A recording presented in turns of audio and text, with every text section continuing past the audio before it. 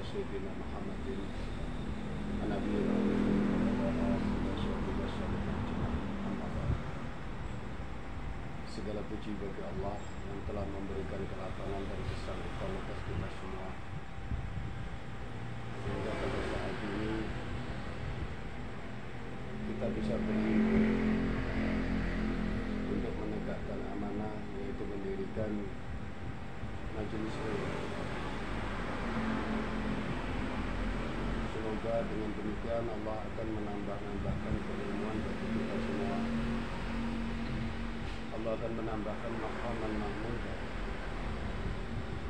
Allah juga akan memperkenalkan dirinya kepada kita dan seluruh jamaah yang ada di tanah Papua ini. Amin ya rabbal alamin. Saudara,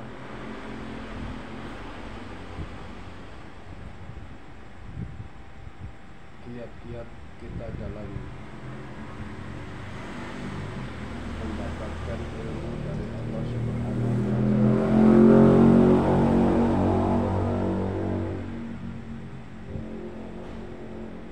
itu adalah implementasi dari atiullah wa atiur rasul, yaitu mentaati Allah dan mentaati Rasul. Lalu bagaimana kalau Rasul itu secara nyatanya sudah tidak ada bersama dengan kita? Maka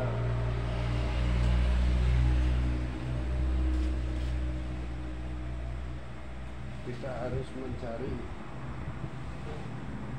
ulil amri. Nah, siapakah ulil amri itu? Ulil amri yang dimaksud adalah imam-imam kita. Kita juga diperintahkan untuk taat, dengar dan taat kepada imam kita beserta bakti semampu daya. Karena sesungguhnya jalan ilmu sudah jelas. Setelah Rasulullah,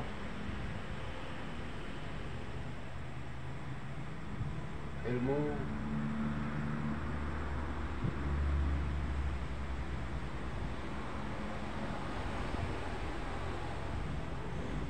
diturunkan kepada Sayyidina Ali karamallahu wajhah. Jadi barang siapa yang menghendaki ilmu, hendaknya ia mendatangi pintu-pintu daripada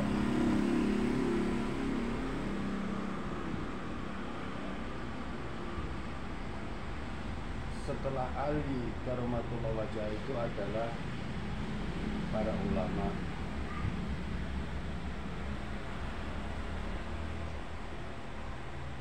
Insya Allah guru-guru kita adalah bagian dari ulama itu sendiri, karena merekalah pewaris para nabi, merekalah yang memegang estafet jalan keilmuan dari Rasulullah sampai ke Allah Subhanahu wa Ta'ala.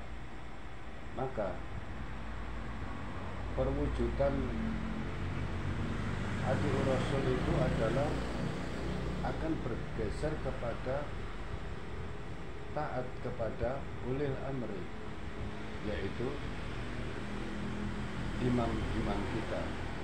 Maka taatilah ia sepenuh daya, berbaktilah kepadanya semampu daya. Maka keridhaan dari seorang imam itu akan turun. Tidak ada jalan keilmuan yang lain. Ilmu itu pasti ada wasilanya, perantaranya. Silakan, tidak sedikit manusia muslim yang banyak mengaji, banyak berzikir, dan banyak berpuasa, malam juga sholat nggak habis-habis, tapi secara keilmuan kenapa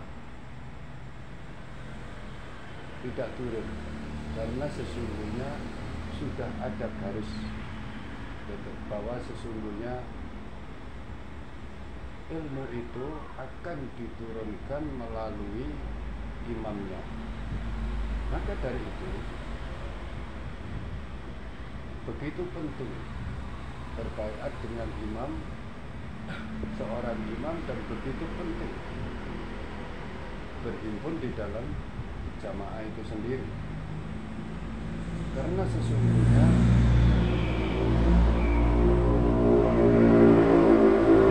orang-orang yang duduk melingkar dalam bermajelis mendengar fatwa dari imamnya itu adalah jalan keilmuan.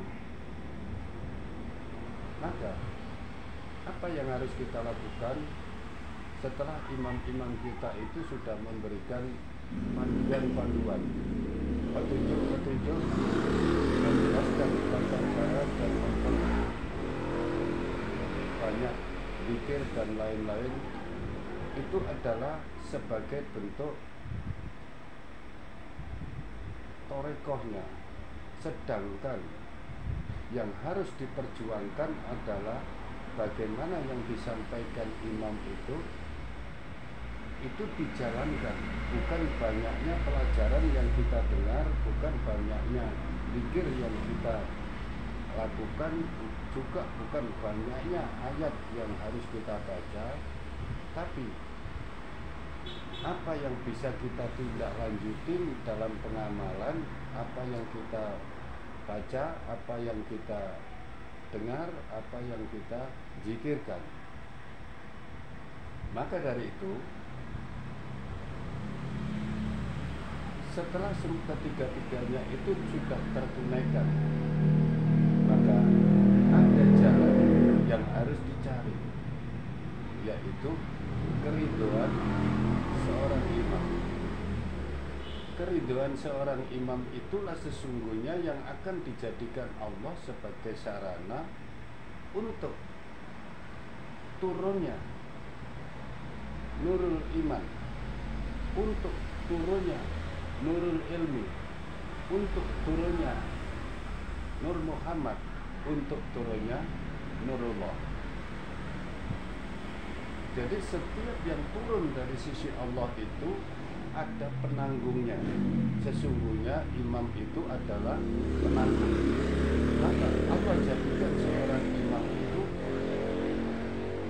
sebagai penanggung, karena sesungguhnya imam itu diangkat oleh Allah Subhanahu wa ta'ala, bukan diangkat oleh jamaah, tapi diangkat oleh Allah Subhanahu wa ta'ala.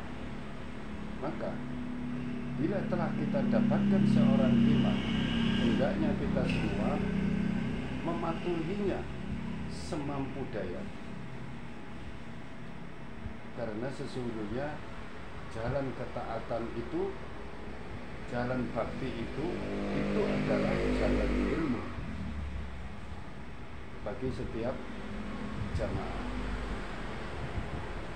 Ada kiat-kiat yang lain bagaimana caranya kita itu bisa memperjuangkan agar tidak ada muncul prasangka-prasangka yang kurang baik terhadap imam kita.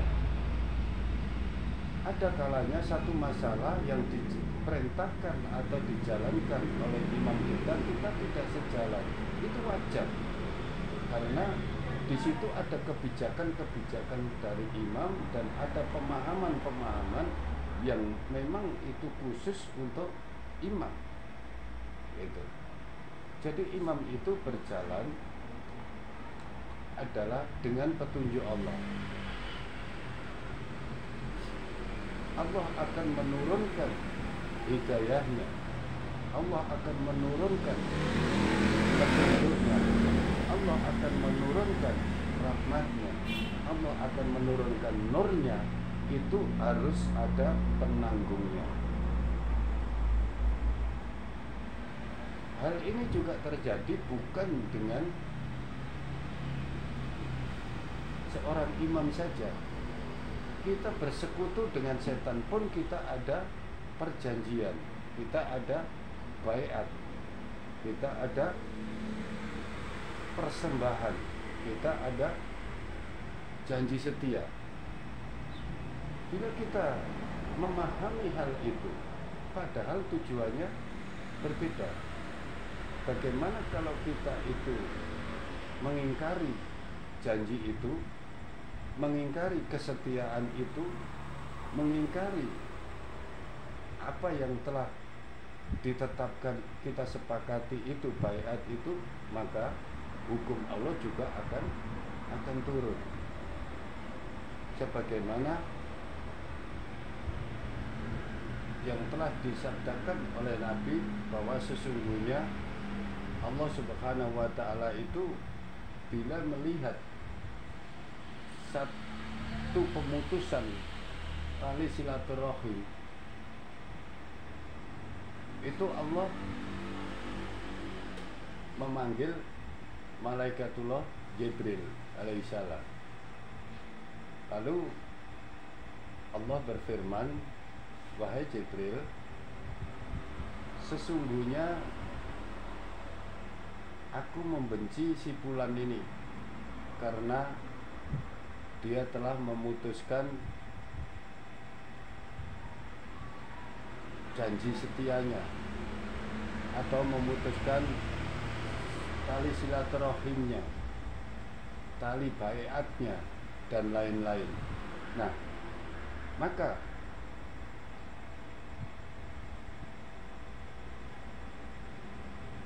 bencilah ia sebagaimana aku membenci dia. Lalu Jibril menerima perintah itu. Jibril membuat satu pengumuman kepada seluruh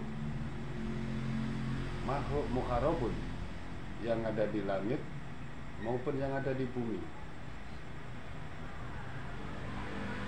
Membuat satu pernyataan, wahai seluruh makhluk mukharabun, sesungguhnya Allah telah membenci si fulan bin fulan, maka bencilah ia karena Allah.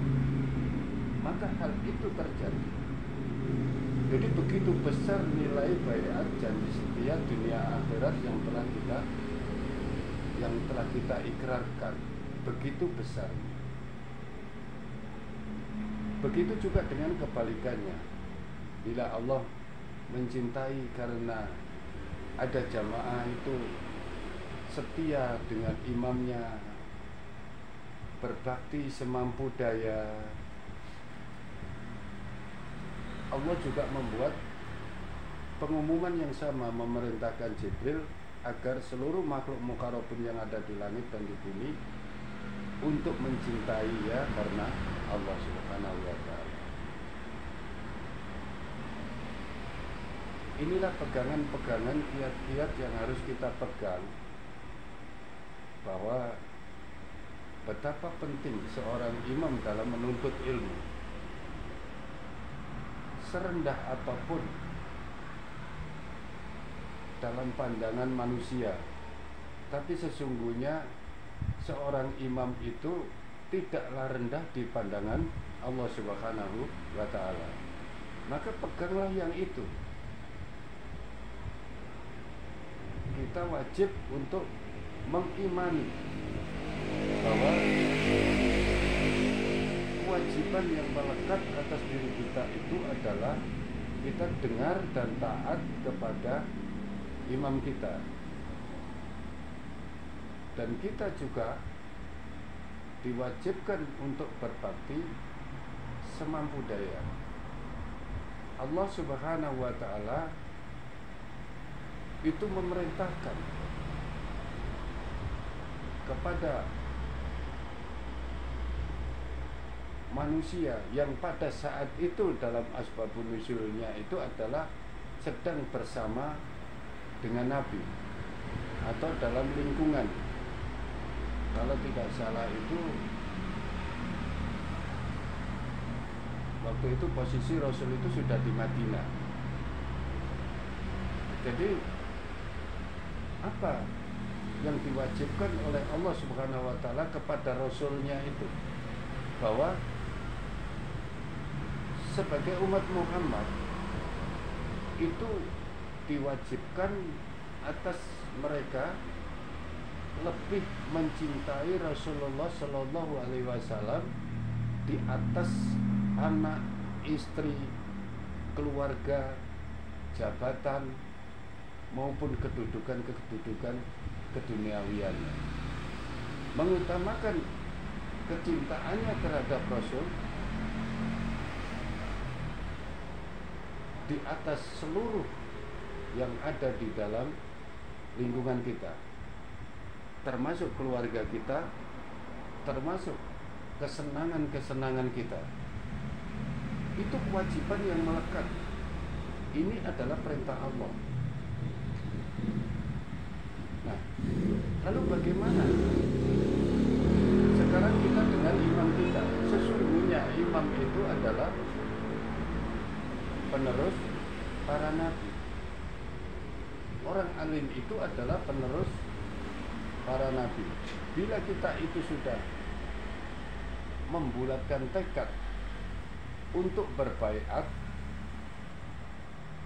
janji setia, maka hendaknya janji setia itu dipenuhinya agar kita bisa memperoleh keutamaan-keutamaan di dalam jamaah itu.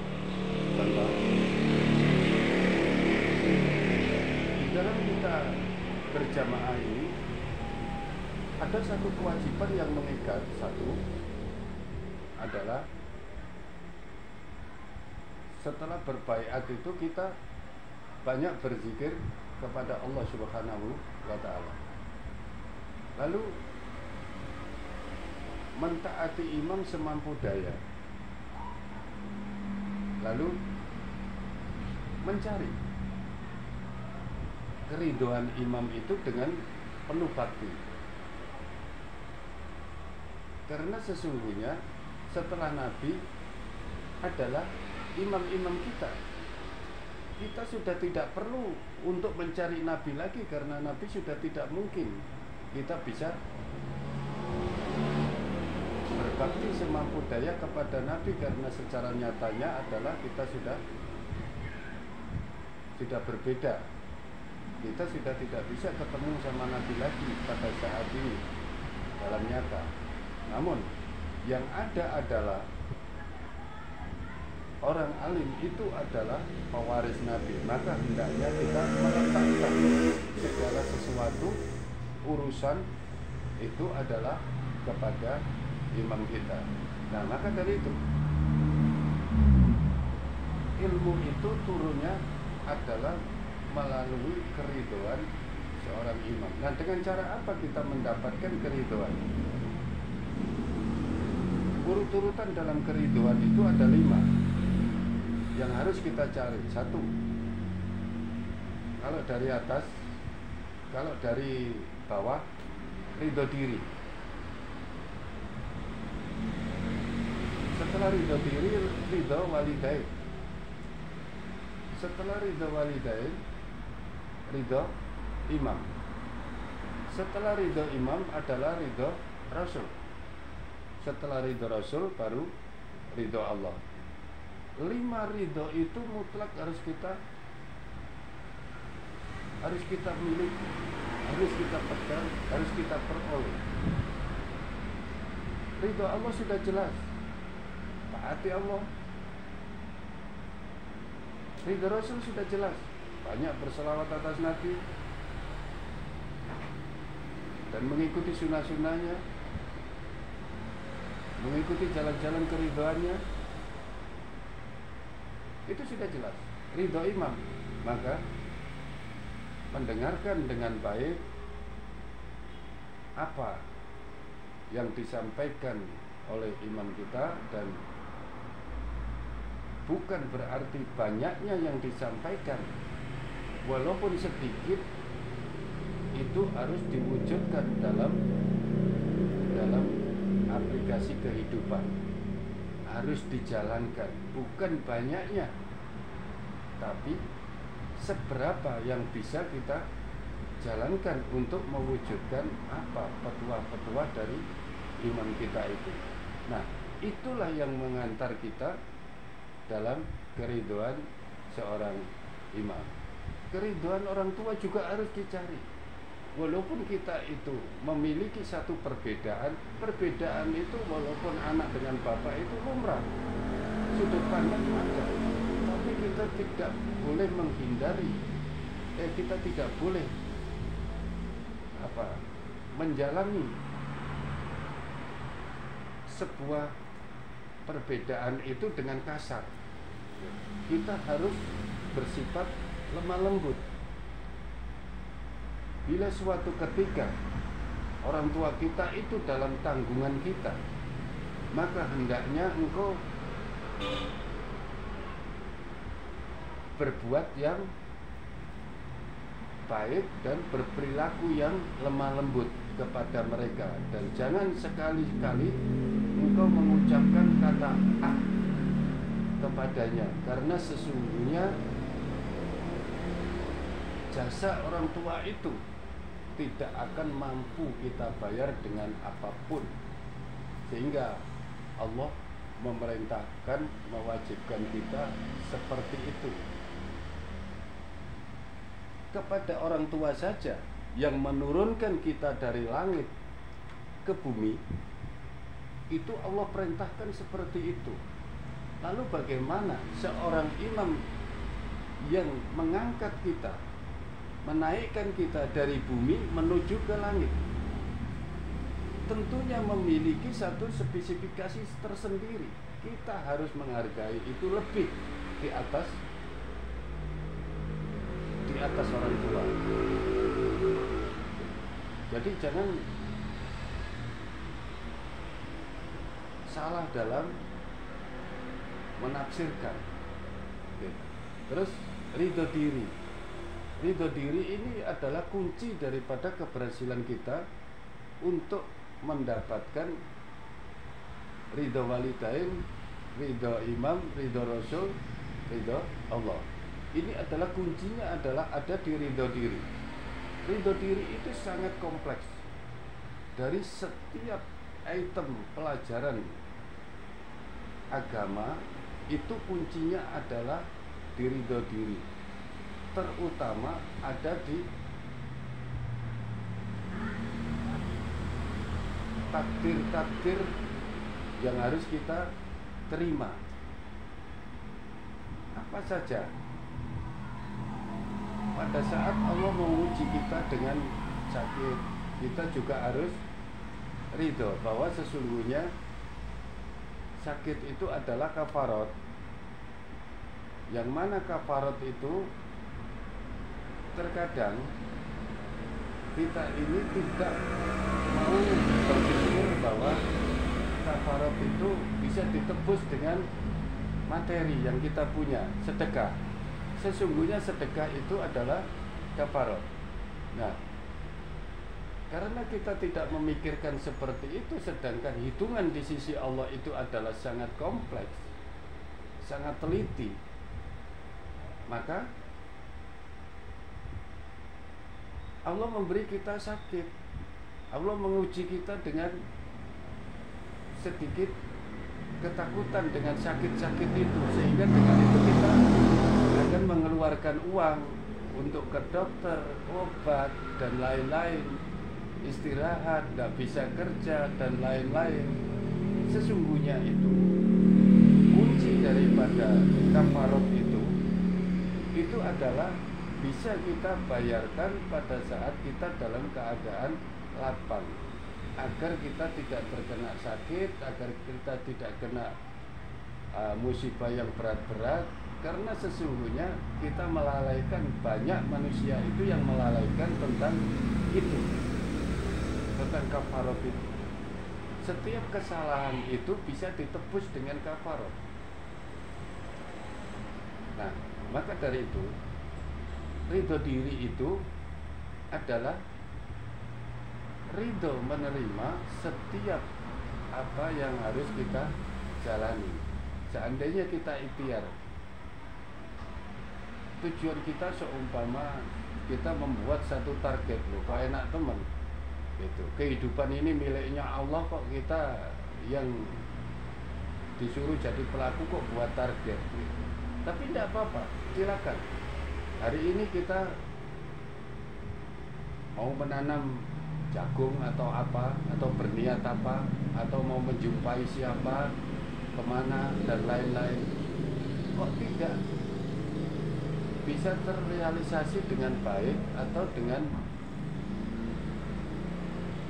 tidak bisa ketemu atau tidak jadi dan lain-lain. Itu sesungguhnya kita itu dituntut untuk bersabar agar menerima itu sebagai bentuk ada takdir dari Allah yang harus kita sadari dan harus kita mengerti, agar kita itu paham bahwa sesungguhnya di atas keinginan kita, di atas perjuangan kita itu ada sang penentu, yaitu Allah Subhanahu wa Ta'ala. Nah, maka dari itu semua yang kita ikhtiarkan itu tergantung Allah. Berhasil, alhamdulillah. Tidak berhasil, ya bersyukur, tetap alhamdulillah. Karena kita tidak tahu, seandainya pada hari ini saya berhasil, terus hasil dari yang kita perjuangkan itu akan membawa malapetaka, kira-kira kita senang yang Allah kasih berhasil atau tidak berhasil? Pasti kita akan memilih yang tidak berhasil. Sesungguhnya pemberian Allah itulah yang terbaik. Nah, inilah diantara contoh-contoh ridho diri itu. Silakan berikhtiar, tapi ketentuan ada di sisi Allah. Termasuk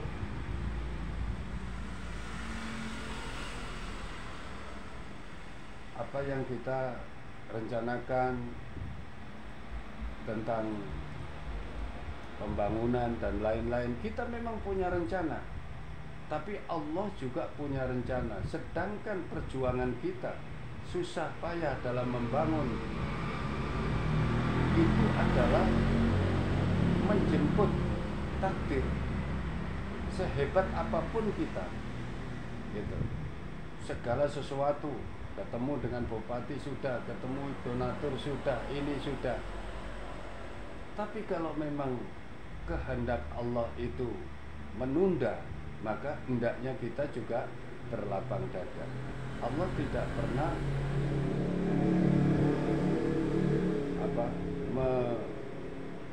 tidak mengabulkan setiap permohonan. Allah itu maha mengabulkan. Ada kalanya Allah menunda itu untuk membuat kita itu semakin dewasa, semakin mandiri, semakin siap. Yang kita sendiri adalah hanya diperintah untuk ikhtiar. Semampu daya mari kita tetap ikhtiarkan. Hasil akhir mari kita terima. Itu sebagai kemampuan kita bersama. Semua orang menginginkan yang enak-enak dan yang baik-baik. Tidak ada orang itu yang tidak menginginkan yang enak-enak dan yang baik-baik. Karena sesungguhnya setiap diri manusia itu adalah diberi nafsu.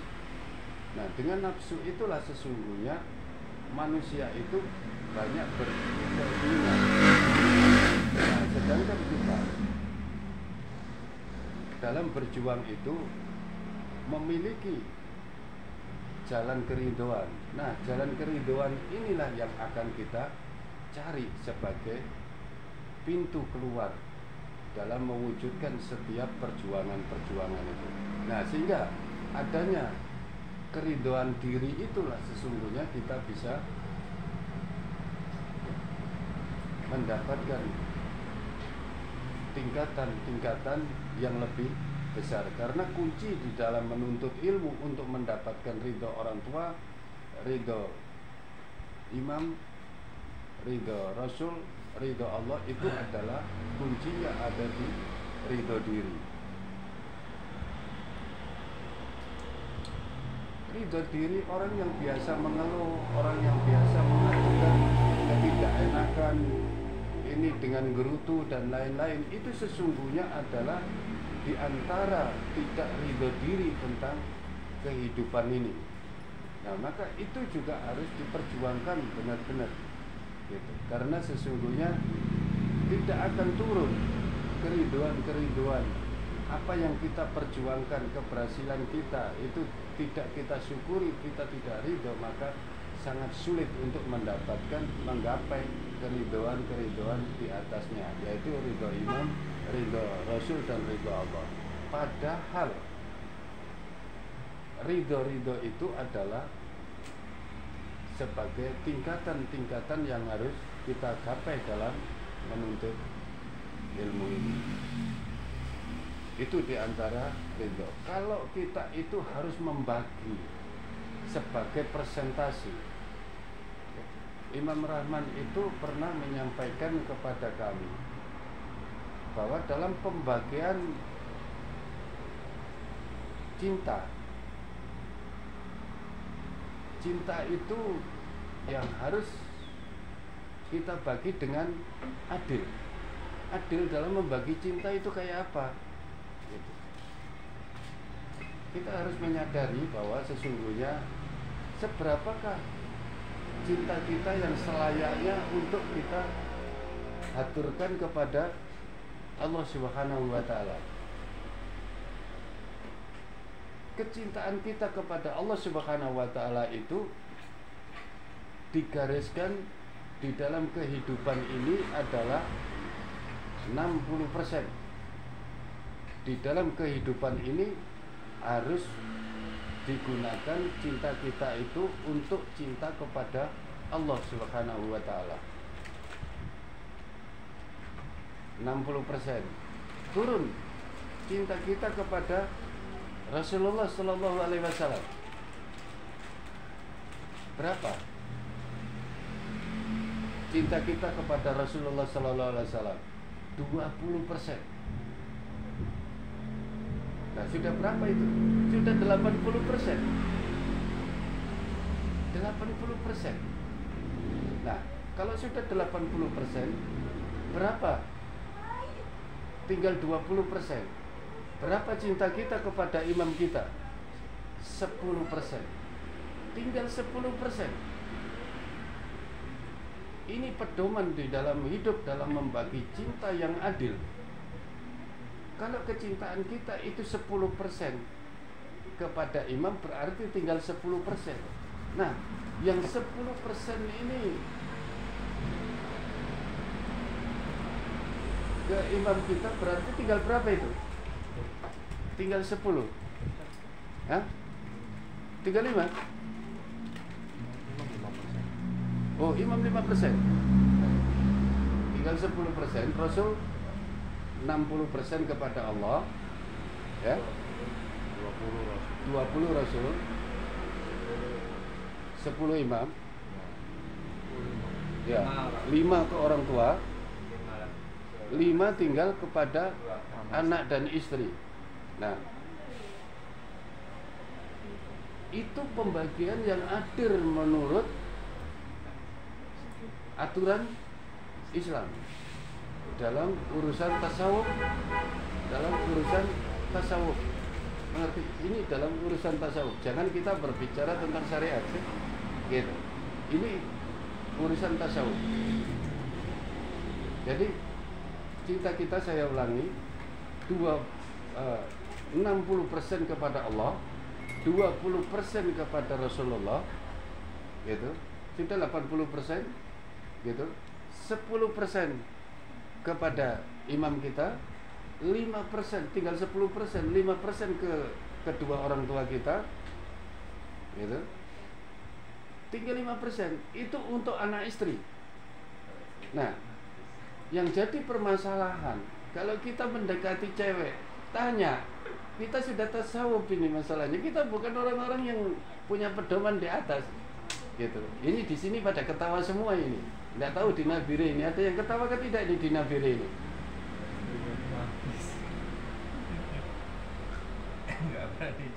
Halo? Yang dinafirin.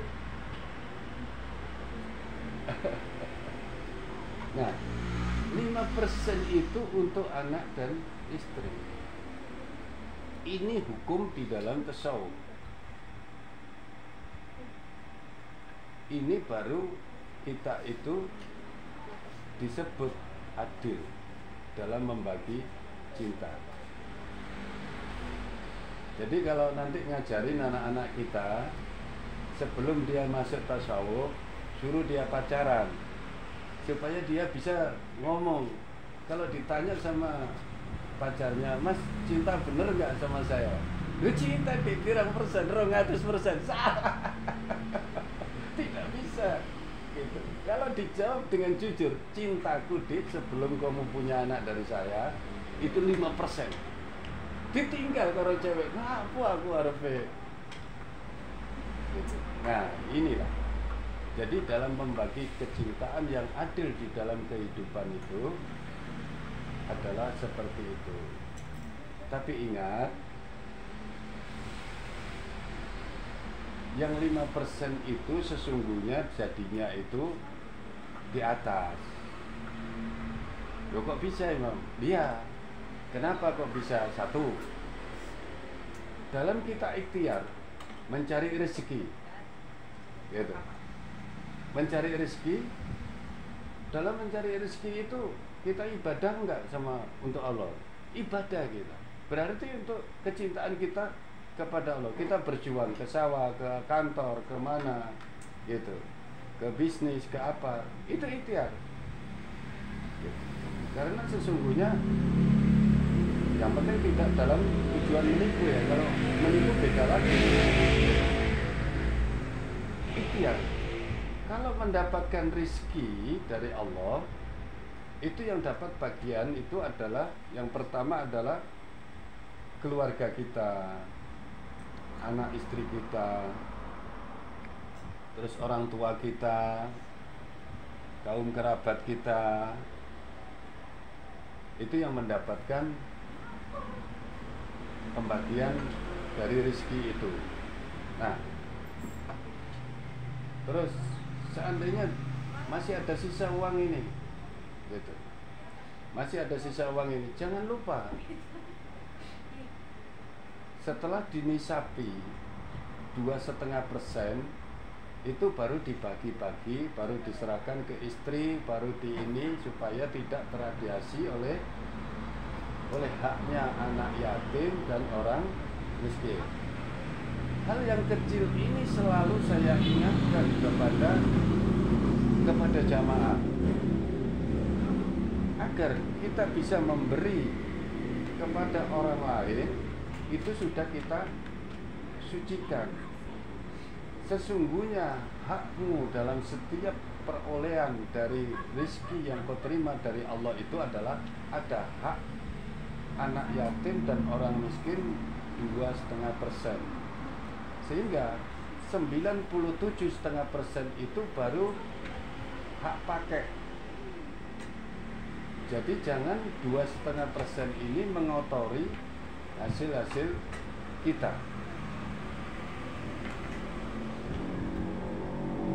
Kelihatannya ini ringan, tapi sesungguhnya tidak mudah untuk diaplikasikan, walaupun itu orang tasawuf sekalipun, gitu. Itu tidak mudah, karena apalagi kalau dikejar setoran-setoran, gitu. Ada yang setoran bank, ada yang setoran mobil, ada yang setoran motor, ada. Jadi ini juga jadi masalah, gitu. Mari kita taati Allah dengan aturan-aturan itu. Setelah itu baru kita gunakan memang, gitu. Kenapa? Supaya semua yang 97,5% itu benar-benar dari hak kelola kita, gitu. Dan apakah itu sudah jadi hak milik kita? Belum. Hak milik kita, sesungguhnya hartamu adalah seberapa rezeki yang kau terima dari Allah Subhanahu wa Ta'ala yang kau belanjakan di jalan Allah, itu baru hartamu, baru milikmu. Sebelum itu yang digunakan untuk pendukung-pendukung, yang digunakan untuk yang lain-lain, itu sifatnya masih hak guna pakai. Harta yang kita tinggalkan kepada anak kita, cucu kita, dan lain-lain itu masih mungkin memiliki error, risiko. Itu. Jadi yang tidak memiliki risiko yang sudah kita belanjakan di jalan Allah. Contoh, bangun masjid, bangun jalan yang dilewatin, kan, bangun sekolahan, bangun pondok, bangun dan lain-lain, itu adalah bagian daripada dibelanjakan di jalan Allah Subhanahu wa Ta'ala. Nah, itulah pembagian cinta yang harus kita penuhi, sehingga kerinduan Allah itu akan turun. Petunjuk-petunjuk tentang keilmuan makhoman mahmudah sampai ma'rifat itu segera turun. Selain daripada kita ikhtiar menjalankan fatwa-fatwa dari ajaran imam kita, juga berzikir kepada Allah yang banyak, bersolawat atas Nabi, itu adalah sebagai jalan-jalan turunnya keilmuan dari Allah Subhanahu wa Ta'ala. Kebanyakan jamaah, sebagian besar dari jamaah, hampir seluruh Indonesia, hampir ya tidak semua,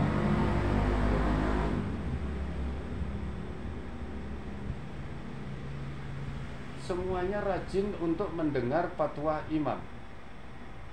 Semua rajin mendengar hadis Nabi. Semua rajin mendengar firman Allah. Namun sebagian besar dari jamaah itu adalah minim untuk merealisasikan di dalam kehidupan, sehingga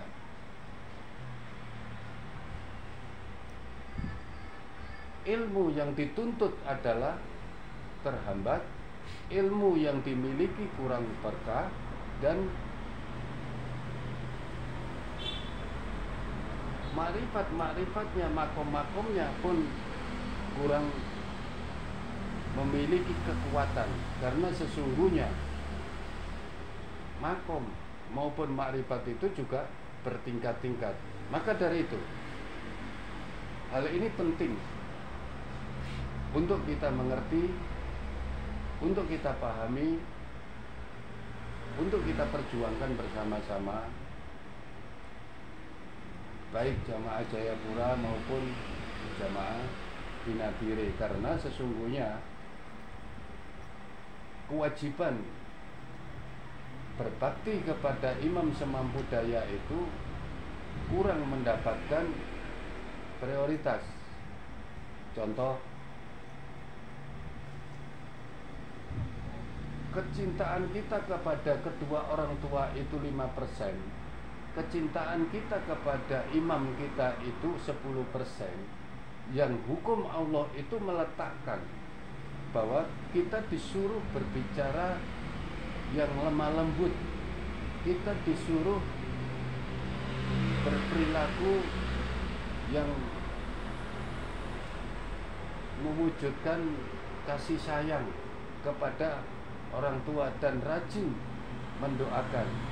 Nah, bagaimana dengan mendapatkan orang yang memiliki kewajiban untuk kita cintai lebih daripada orang tua itu? Hendaknya itu juga menjadi skala prioritas. Begitu juga kecintaan kita kepada Allah, juga begitu juga kecintaan kita kepada Rasulullah Shallallahu Alaihi Wasallam. Nah, inilah sesungguhnya hal-hal yang lain yang membuat kita ridho diri itu kurang adalah kita kurangnya bersyukur. Kurangnya bersyukur itu ditandain ketidakpuasan di dalam menjalani kehidupan atau perjuangan. Itu adalah bagian daripada tidak ridho diri. Ya ada nilainya tapi sangat lemah. Padahal ridho diri itu adalah menjadi kunci. Tidak mungkin ridho diri itu lemah. Kita akan mendapatkan kerinduan di atasnya. Dulu ada jamaah ini di Jayapura. Suatu ketika itu diperintahkan oleh saudaranya, sesungguhnya imam ini lagi dalam kesulitan yang sangat secara materi. Lalu ini ada salah satu di antara jamaah itu memiliki kelonggaran secara materi. Lalu melihat imam dalam kesulitan secara materi, ini jamaah ini, murid ini sama sekali tidak tersentuh hatinya. Lalu di antara saudara itu ada yang mengingatkan dia, wahai si Fulan, sesungguhnya engkau belajar ini sudah lebih dari 10 tahun. Kenapa belum ma'rifat? Berarti ada sesuatu, gitu. Ada sesuatu yang menghambat. Apa kira-kira? Nah, ini diskusi di antara saudara dengan saudara ini, gitu. Lalu saudara ini memberikan satu masukan. Coba sampean berbakti kepada imam. Imam lagi dalam kesulitan sedangkan engkau dalam kelapangan. Maka ditunaikan. Setelah ditunaikan, kurang daripada 10 hari dia mendapatkan maqaman mahmudah dengan ma'rifat dengan Allah Subhanahu wa taala.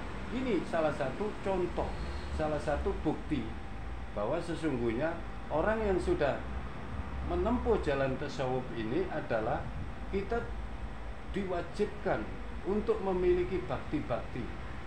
Nah, maka sesungguhnya bakti terbesar yang bisa kita persembahkan kepada imam kita itu adalah satu, kita mendapatkan tambahan keilmuan, tidak jalan di tempat. Kedua, kita mendapatkan tambahan maqaman mahmudah. Kita sampai mendapatkan makam rasul, kita mendapatkan makam para anbiya, kita mendapatkan Nur Muhammad, kita mendapatkan Nurullah, sampai kita mendapatkan Allah Subhanahu wa taala. Nah, hal-hal seperti ini adalah begitu penting untuk kita pahami agar ada. Kita memiliki kok punyanya tenaga saja, ya mari kita berjuang dengan tenaga itu. Kita punyanya itu memberikan pandangan, pendapat ini, ya mari kita sumbangkan itu. Terus saya bisanya menyampaikan seperti ini, ya mari ini yang bisa saya sampaikan, ya mari kita masing-masing ada porsinya. Intinya adalah setiap tingkatan itu adalah harus ditapaki, harus dijalani. Kalaupun kok tiba-tiba kita dapat langsung tingkatan makam rasul, sedangkan makam sahabat maupun aulia belum, Sirayat Kursi belum, dan lain-lain, tahu-tahu sudah makam rasul, tahu-tahu Makom Nur Muhammad, tahu-tahu Nurullah dan lain-lain, tidak apa-apa, nanti itu akan dilengkapi. Tapi mari gitu, jalan itu adalah ada di hadapan kita. Senyum kita, senang mendatangi imam saja Allah menciptakan malaikat gitu. Untuk apa Allah menciptakan malaikat? Mendatangi imam, senyum, senang dengan imam, mendatangi imam, Allah menciptakan malaikat gitu.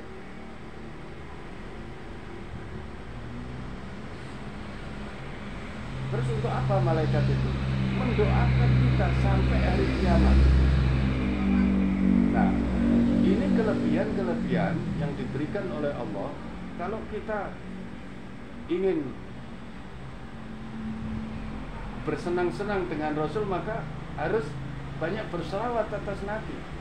Satu kali kita berselawat atas Nabi, Allah menciptakan 10 malaikat. Terus kalau kita senang memandang wajah imam kita saja, Allah ciptakan malaikat. Yang malaikat itu akan mendoakan kita sampai hari kiamat. Bahwa sesungguhnya dasar kita untuk bisa mencintai imam kita itu adalah banyak gitu.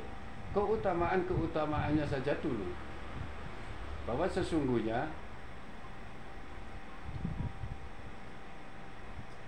salam kita gitu, kepada seorang imam itu saja Allah sudah beri begitu besar pahala, begitu banyak nur.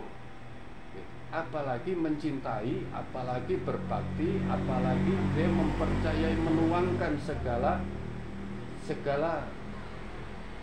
kepercayaannya itu, bahwa imam saya adalah orang yang diberikan hak oleh Allah untuk menjadi pembimbing saya.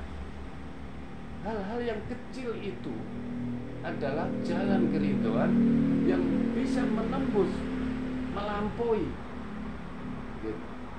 Melampaui, bisa mengantar kita kepada kecintaan kepada Rasul, bisa mengantar kita dalam kecintaan kepada Allah. Pintunya ada di imam. Maka siapa yang ingin mendapatkan itu, maka hendaknya dia segera untuk mencintai imamnya dan berbakti semampu daya. Tidak harus uang, tidak harus materi, tidak harus apa. Saya senang melihat suasana yang ada di Nabire pada saat saya ada di sana. Itu hati saya tersentuh sekali. Ya, ini saya tidak memuji, tapi saya mau cerita saja. Ini jamaah rame-rame, yang satu bawa ini, yang satu bawa ini, yang satu bawa ini kepada imamnya. Inilah salah satu di antara bukti bahwa itu bakti kepada imam itu terrealisasi, walaupun tingkatannya masih dalam tingkatan makanan, tapi itu adalah akan menjadikan kerinduan seorang imam itu turun. Kerinduan seorang imam itu akan mengantar kita kepada kerinduan Rasul, juga kerinduan Allah Subhanahu wa ta'ala. Nah, hal-hal yang kecil begitu itu adalah akan menjadi jalan, dijadikan jalan oleh Allah Subhanahu wa ta'ala. Tidak usah, kalau di dalam Al-Quran itu dijelaskan, seandainya kita itu ingin menanyakan sesuatu kepada Rasul, kita itu disuruh untuk bersedekah terlebih dahulu, baru menanyakan sesuatu urusan itu kepada Rasul. Kita dengan imam, ya ndak harus begitu, gitu.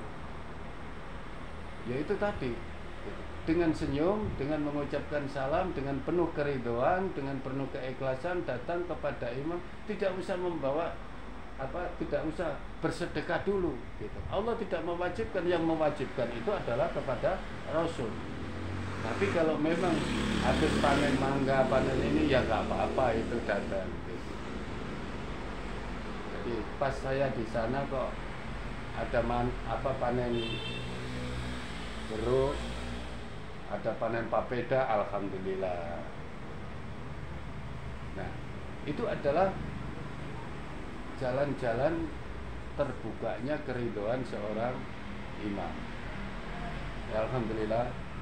Hal yang kecil-kecil, saya sengaja untuk membukakan hal yang kecil-kecil ini adalah sebagai jalan. Lalu banyak berkomunikasi, jangan malu, karena sesungguhnya setan itu menghalangi kita untuk telepon, untuk WA, untuk bertanya, untuk ini. Karena sesungguhnya keridhaan itu juga muncul setelah adanya interaksi atau komunikasi. Jadi seandainya komunikasi itu tidak dijalankan, itu adalah ada bisikan-bisikan dari setan merasa enggan gitu. Wah, saya mau ngomong apa gitu. Seumpama sekarang gitu, nah, saya mau cerita kangen atau apa dengan Imam Slamet seumpama, maka jalinlah. Saya mau ngomong apa dengan siapa, imam siapa, jalinlah semuanya. Sesungguhnya setan itu menghalangi dari jalan itu, padahal itu jalan termurah saat ini gitu. Kita tidak harus naik pesawat, kita tidak harus naik kapal, cukup dengan telepon, cukup dengan WA. Kalau memang waktunya lebih sedikit, maka mari bangun komunikasi yang baik dengan orang yang diberikan hak oleh Allah dalam membimbing jamaah. Maka keridhaan itu akan turun. Hal yang kecil yang lain lagi, banyak jamaah itu berpikir bahwa sesuatu itu yang urusan besar-besar saja saya ngomong dengan imam gitu. Jangan dikira yang kita anggap besar itu besar di hadapan Allah. Belum tentu. Bisa jadi yang kita anggap kecil itu besar nilainya di hadapan Allah. Contoh, saya besok itu rencana kalau sudah lulus anak saya ini, saya mau menyekolahkan anak saya kemana, seumpama contoh. Lalu maka hal yang seperti itu, yang kecil begitu, bilang mau dipakai nggak dipakai, tapi disampaikan. Butuh keridhaan sebagai bentuk dukungan gitu. Saya punya rencana begini dengan anak saya, begini. Maka itu kesenangan seorang imam itu mendengar itu adalah akan diciptakan malaikat. Allah akan menurunkan nur ketenangan di dalam jamaah itu. Dengan itu, jalan-jalan keridhaan itu terbuka. Hal-hal yang kecil. Ada murid saya gitu. Imam, anak saya mau saya pondokkan di Jawa. Loh, di Jawa sama siapa? Nah, di sana ada mbahnya. Oh begitu, ya. Terus saya bilang, kamu sudah bayar? Sudah. Loh, iya toh. Padahal saya melihat tidak seperti itu wacana ke depannya. Ini contoh. Terus menurut imam gimana? Anakmu sekolahkan, pondokkan di sini saja. Saya bilang gitu. Kenapa kok di sini? Anakmu perempuan, beda dengan anakmu laki-laki. Nah, anak perempuan dengan anak laki-laki itu beda. Akhirnya dia mengambil keputusan, ya saya setuju dengan imam. Akhirnya anaknya didaftarkan di sini, alhamdulillah lancar. Tapi dia sekarang tahu, gitu. Seandainya anaknya itu dipondokkan di Jawa, hal apa dan bagaimana perasaan anak itu yang sudah mondok di Jawa saat ini? Itu murid saya yang tahu. Yang tahu jawabannya adalah dia. Oh, ternyata pendapat imam ini ada alasannya, gitu. Nah, inilah hal-hal yang seperti itu. Di sini banyak murid-murid saya mau beli mobil saja bilang dulu. Ya saya tentu senang. Jangankan mobil, mau beli motor saja bilang dulu. Tentu saja saya senang. Karena di dalam doa seorang imam itu akan menyertai kepemilikan atau penggunaan kendaraan itu dan lain-lain. Apalagi digunakan untuk usaha, maka seorang imam itu dimintai pendapatnya. Nah, pelajaran kemarin sudah saya sampaikan bahwa sesungguhnya duduklah engkau bersama dengan tokoh, bergaullah dengan ulama, dan bertanyalah kepada ulama. Maka orang alim itu adalah tempat bertanya. Urusan kecil-kecil pun tidak ada masalah, supaya Allah memberikan amanat yang lebih besar. Karena sesungguhnya seorang imam itu adalah penanggung. Makanya monggo, dengan jalan bagaimana ada nilai bakti dalam bentuk menyenangkan. Karena sesungguhnya kalau kita mau berbakti, sebesar-besar bakti seorang murid kepada imamnya itu adalah murid telah mencapai ma'rifatullah. Itu sebesar-besar bakti seorang murid kepada imamnya. Hal-hal yang kecil sengaja saya buka terlebih dahulu ini agar menambah wawasan kita untuk memperbaiki yang selama ini mungkin kurang mendapatkan perhatian, bahwa sesungguhnya di dalam menuntut ilmu ini, untuk mendapatkan tambahan keilmuan itu tidak harus yang besar-besar, zikirnya yang banyak. Lebih banyak memang lebih bagus, gitu. Tapi banyaknya zikir itu bukan jaminan. Jaminannya itu, yang mendapatkan jaminan adalah mengaplikasikan zikir itu. Contoh, subhanallah 3.000, 10.000, 20.000 kita berzikir itu, tapi kita tidak memelihara kesucian kita, baik cara kita untuk bicara, baik cara kita yang makan, yang kita minum, yang kita peroleh dan lain-lain, maka bisa jadi subhanallah itu akan kembali menghantam kita. Gitu. Itu namanya apa? Bahasa anunya itu adalah akan kembali memercik ke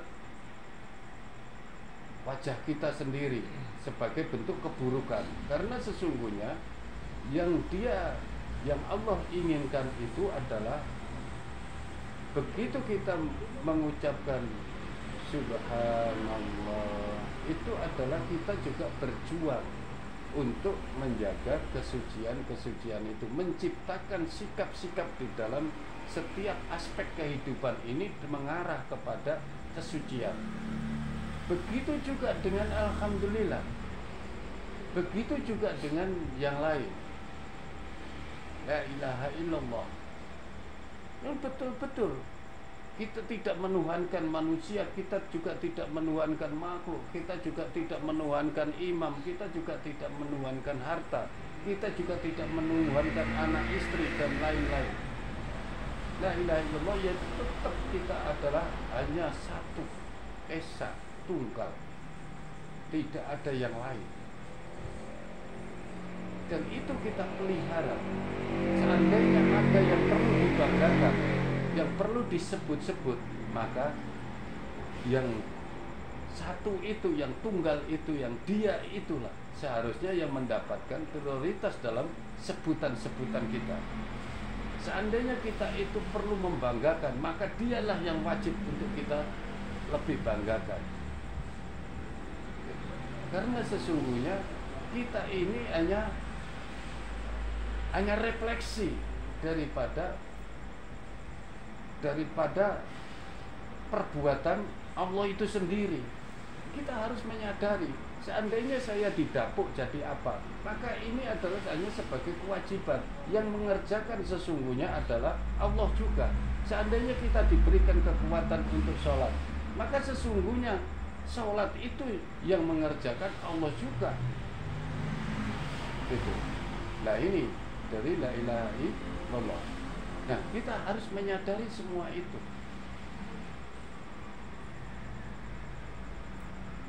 Maka dari itu, mewujudkan semua ucapan dalam bentuk sikap, dalam sikap hidup, itu adalah yang lebih utama. Membersihkan ucapan kita dan lain-lain, membersihkan dari prasangka-prasangka buruk dan lain-lain. Inilah sesungguhnya yang akan menjadi skala prioritas. Jadi kenapa? Kalau memang rutinitas kita itu di dalam jamaah kita ini adalah yang menjadi mars atau yang menjadi sunnah perguruan itu adalah zikir ayat kursi, maka ayat kursi sendiri itu perlu kita pahami. Sesungguhnya ayat kursi itu adalah sebuah ikrar kita, sebuah pengakuan kita atas perbuatan Allah dalam semesta ini, termasuk diri kita maupun makhluk-makhluk Allah yang lain. Nah, maka dari itu tidak ada kata lain, tidak ada jalan lain. Ini juga jangan kita asal banyak, tapi kita mengerti apa sesungguhnya Allah.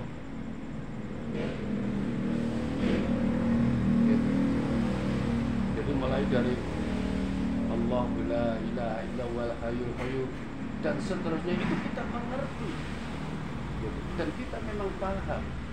Seandainya kita itu mendapatkan kesulitan, memang kita ini tidak mengetahui sesuatu apapun, baik di depan kita maupun di belakang kita. Gitu. Sedangkan Allah mengetahui apa-apa yang di belakang kita dan apa-apa yang di hadapan kita. Allah mengetahui semua itu. Jadi pada saat kita itu mengalami satu ketidaktahuan dalam kejadian itu, maka zikir ayat kursi itu dalam aplikasinya itu adalah kita menyadari memang gitu, saya tidak mengetahui sesuatu apapun apa yang ada di hadapan kita gitu. Sedangkan Allah yang mengetahui, maka segala sesuatu dikembalikan kepada Allah. Contohnya seperti itu. Tujuan untuk kita mengerti, oh, yang kita pikirkan ini ternyata ini gitu. Jadi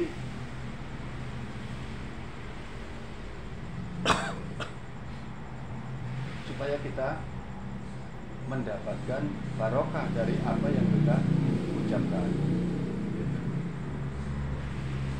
monggo semua ini untuk dipahami bersama. Itu contoh-contoh. Saya tak minum dulu.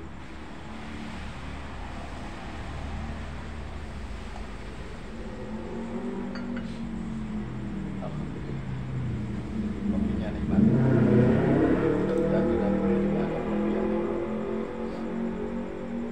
Saya lanjut.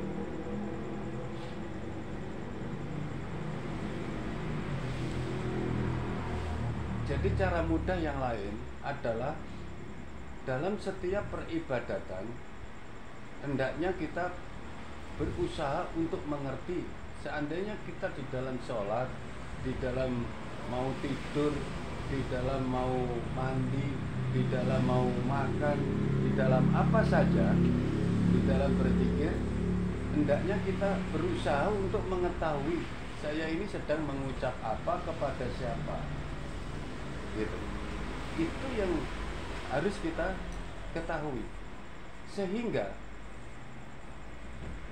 esensi dari perbuatan kita itu tersentuh, yang kita ucapkan itu kita mengerti ada hubungan, gitu.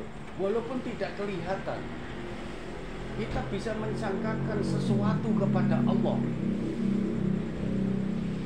gitu. Karena sesungguhnya Allah itu berada di dalam apa yang disangkakan hambanya kepada Tuhannya. Bila kita tidak mengerti yang kita ucapkan, bagaimana mungkin kita bisa menyangkakan Allah itu, bahwa Allah itu besar, bahwa Allah itu suci, bahwa Allah itu esa, bahwa Allah itu mulia, bahwa Allah itu agung dan lain-lain. Kita tidak akan memiliki satu emosional dalam sebutan itu karena kita tidak mengerti. Terus tidak muncul rasa. Biar kita dalam sholat Al-Fatihah saja, ya kita harus paham betul-betul artinya itu apa. Kita harus tahu itu, supaya ada emosional dalam mengekspresikan, kita bisa mengekspresikan, gitu. Nah, dalam berekspresi itulah sesungguhnya kita itu bisa menjalin sangkaan-sangkaan kepada Allah. Kita menyadari, gitu. Kita menyadari. Contoh, Bismillahirrahmanirrahim, umpama, gitu. Dengan nama Allah yang Maha Pengasih dan Maha Penyayang, itu kita sadari. Gitu.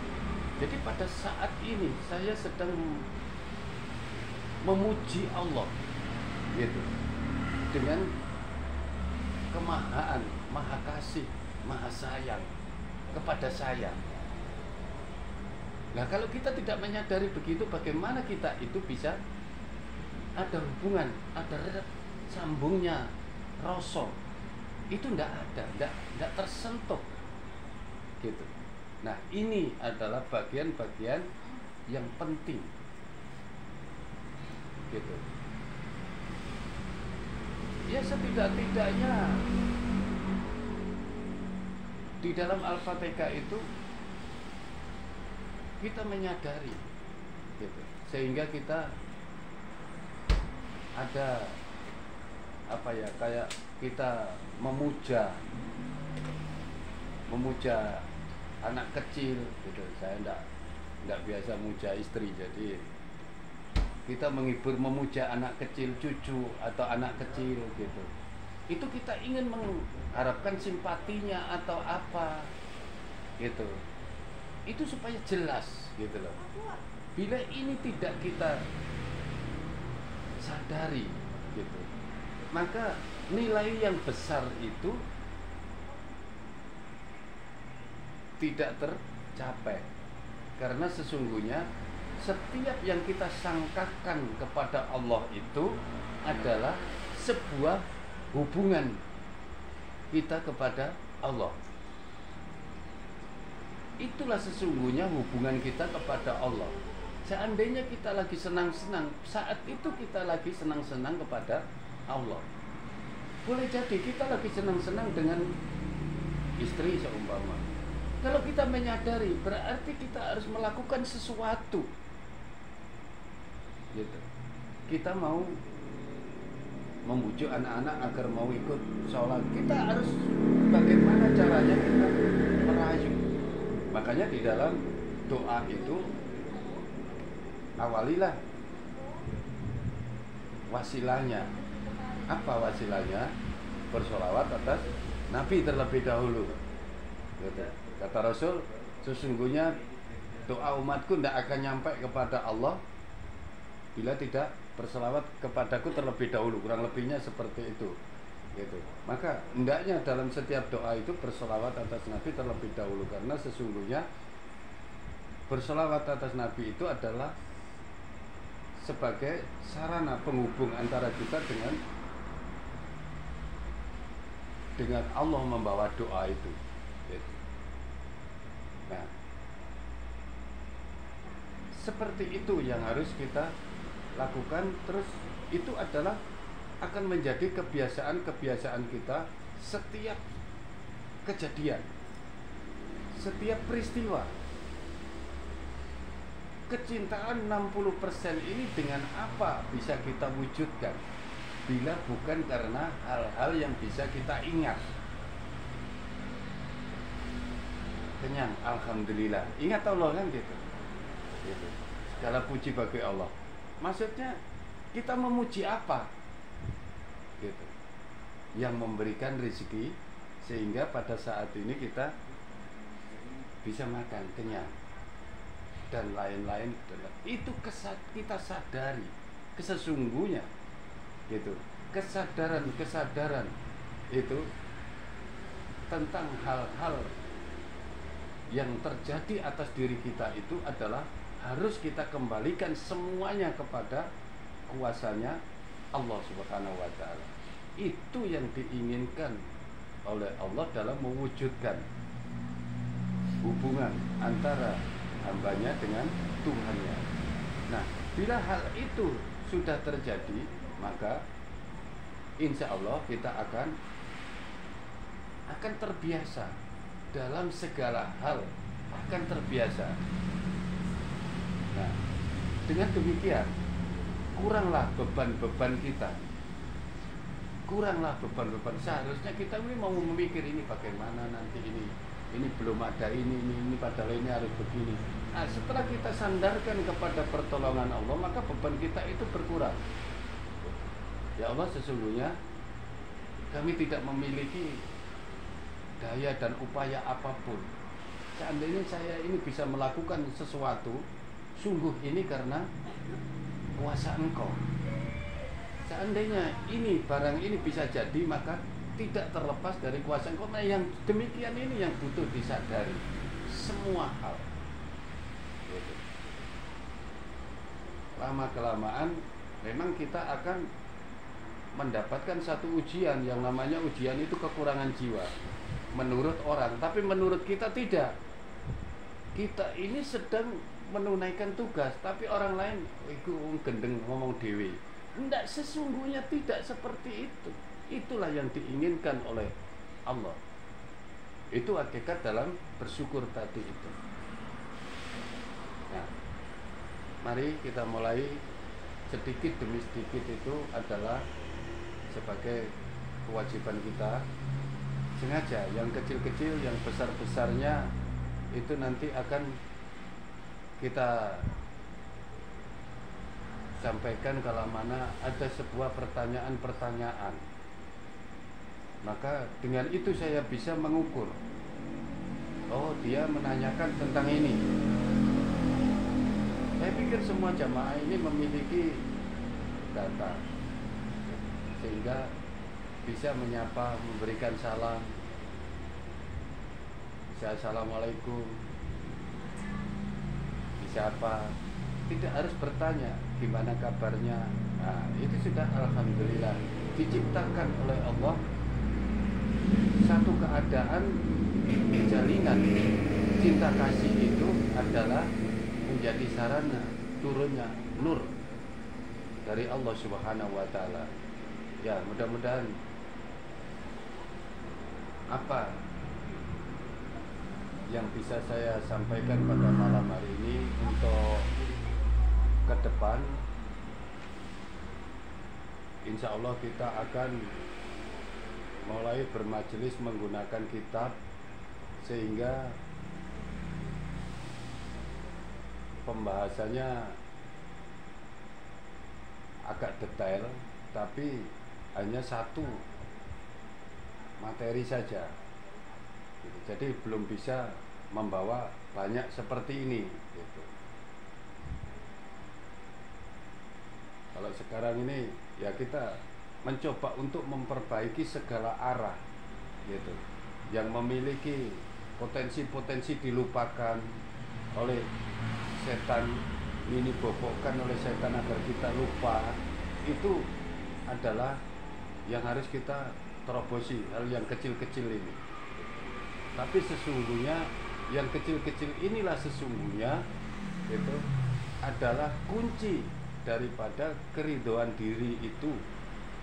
Dan keridhaan diri itu bila sudah hadir, maka akan membuka, akan menjadi sebab terbukanya ridho walidain, ridho imam, ridho rasul, sampai ke ridho Allah Subhanahu wa Ta'ala. Mudah-mudahan kita semua mengambil hikmah dari materi majelis kita pada malam hari ini dan menjadikan barokah serta pemahaman, menambah pemahaman, keilmuan, maqaman mamudah untuk kita semua.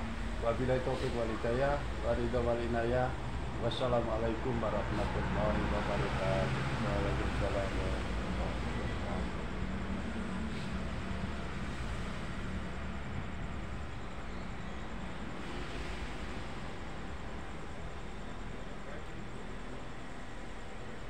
Iya, silakan.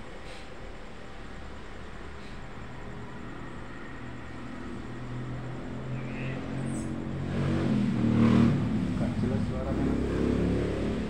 Terima kasih. Oh, terima kasih. Ya, sama-sama. Aduh, mohon maaf monitornya kurang mungkin telinganya. Oke, matur suwun ya. Salam buat Bunda dan Mbak Papa di situ. Mudah-mudahan sehat selalu, selalu dalam naungan Allah Subhanahu wa Ta'ala ya. Dan kita semua selalu dalam keridhaan Rasul, keridhaan Allah Subhanahu wa Ta'ala. Monggo dilanjut di situ. Saya juga akan lanjut di sini. Monggo.